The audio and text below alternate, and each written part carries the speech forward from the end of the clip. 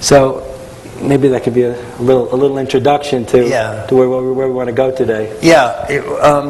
What's interesting, particularly interesting about today's world of spirituality, is if we take it back to the sort of major efflorescence of the great religions, they all occurred roughly in a period known as the Axial Age, which is a term Carl Jaspers gave around about 6th century BC, when we find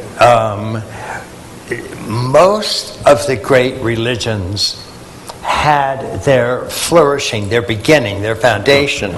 So we have Confucius, Gautama Buddha, a lot of the Platonic tradition, and this really set the foundation of the major religions as we know it today. Now, the thing about these religions is that they really can all be summarized in a general phrase, which was, flee the many, find the one. And the many could be known as samsara, and the one as nirvana, to give one example. So the Theravada school, developing roughly during this period as well, the idea was to flee samsara entirely and embrace the emptiness of nirvana. And so emptiness really means nothing is arising. It's essentially similar to deep, dreamless sleep. So there's no pain, no self, no suffering, no desire, none of that. And this was held, east and west, during the Great Axial Period, to be the one way to find liberation, the one way to find salvation, the one way to get off of the wheel of birth and death, the wheel of pain and suffering, and to find a place where basically you could be harbored without pain, without suffering, without turmoil.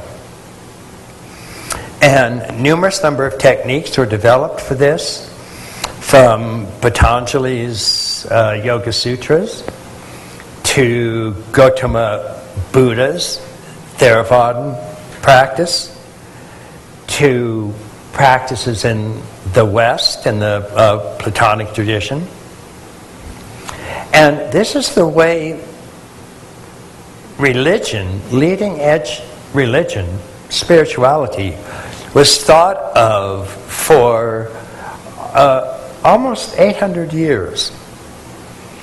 And then in the East, an absolutely extraordinary gentleman by the name of Nagarjuna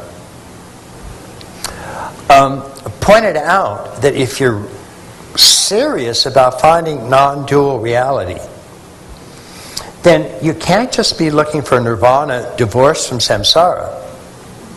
You have to be looking for the union of nirvana and samsara, the union of emptiness and form, the union of unmanifest and manifest.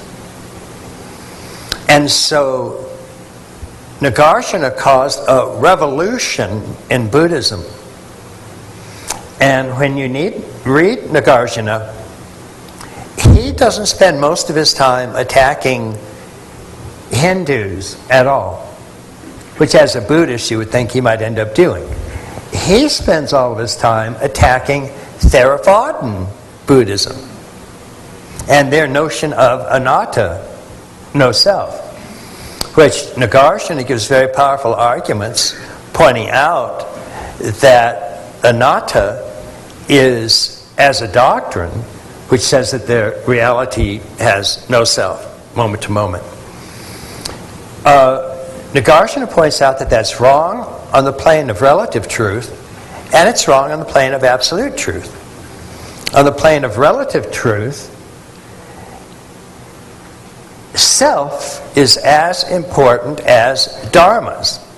The Theravadins maintained that reality was just a series of point-like sparks called dharmas, and that these got hooked together to form the illusion of a self, much like spinning a cigarette in the dark will look like a real circle, but isn't really that.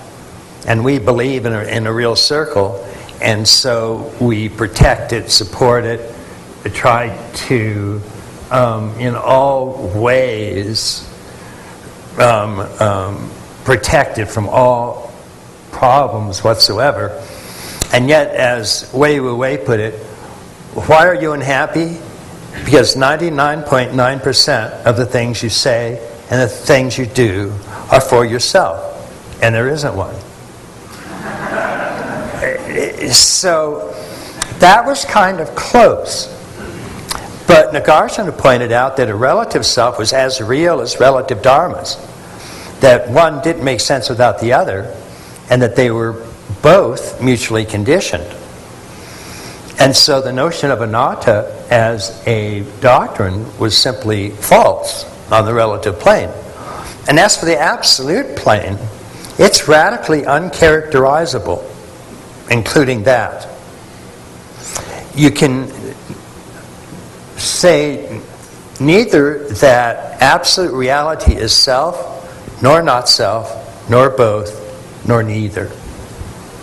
It's pure radical emptiness, pure radical unqualifiability that can't be qualified in any way whatsoever, including the way I just said. And so seeing reality and discovering reality as being truly pure, unqualifiable emptiness was the equivalent of waking up. But this waking up saw that emptiness and form, nirvana and samsara, are not two.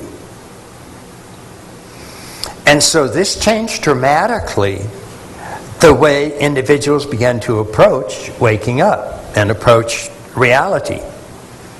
Reality is actually non-dual.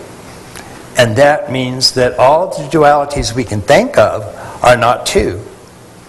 And this is particularly true of infinite and finite, unmanifest and manifest, nirvana and samsara, emptiness and form.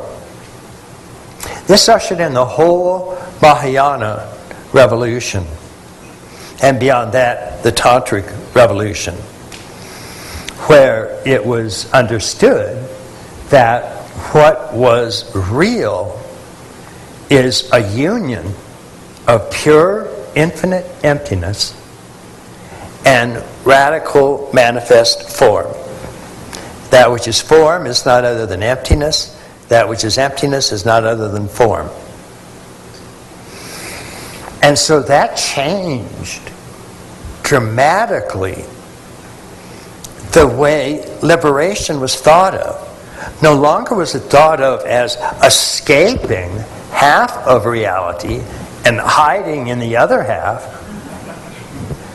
but uniting both halves. Finding that a ground of being that included both. And so that started the major revolution that really swept the ancient world, including in the West, where Plotinus gave an essentially similar type of viewpoint, where matter was no longer something that was merely illusory. It was simply the exterior projection of unmanifest emptiness itself.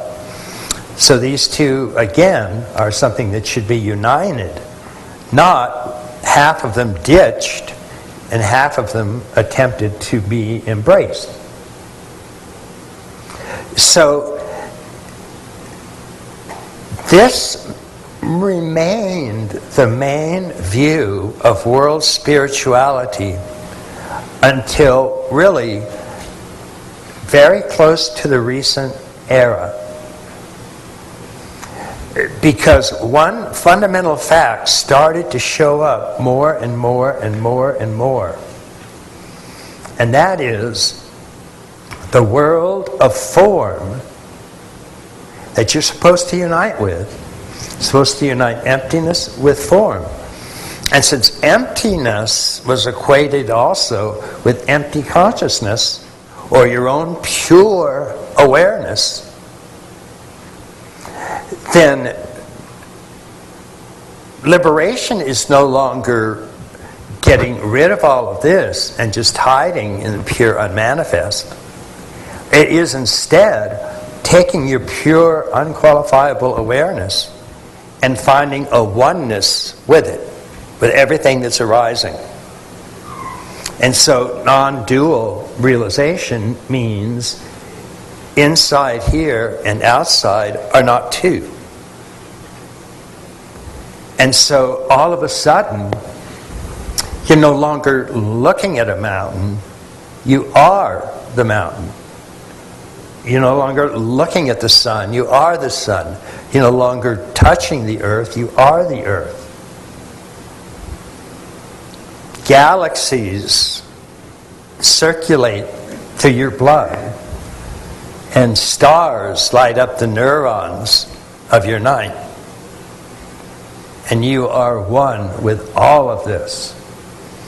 And when you become one with all of this, it's a dramatic liberation.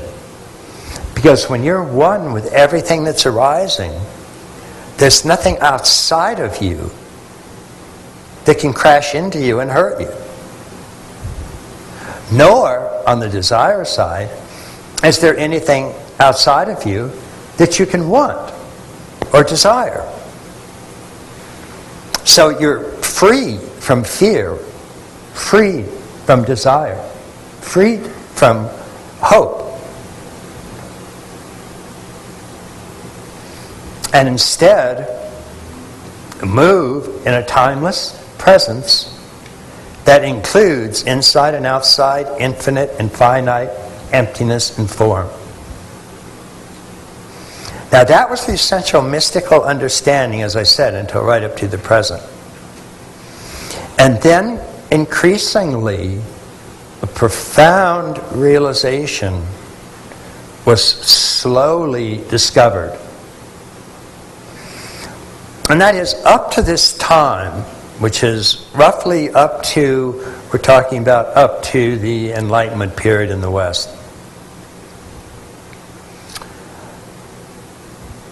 As Arthur Lovejoy put it, the vast number of sophisticated minds, East and West, throughout history, believed in the great chain of being.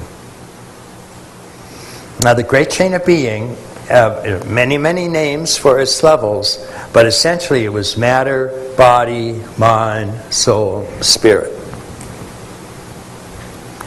And you can see this in the Vijnanas of Mahayana and Vajrayana, where they have the 5 Vijnanas, 6 Vijnanas, the 5 senses, and thought. Thought in Mahayana Buddhism is considered a sense, and its sense object is a thought object.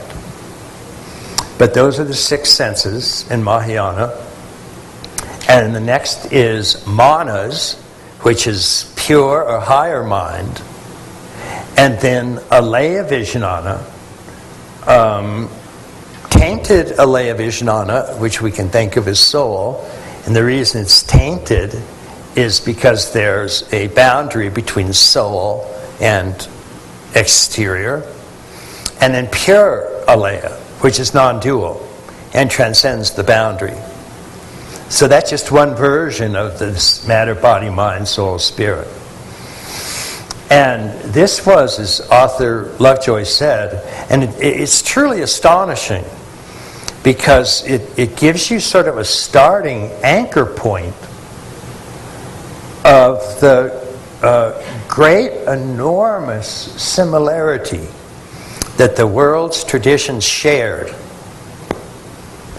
And there's something terribly consoling and something terribly important about the fact that every major culture,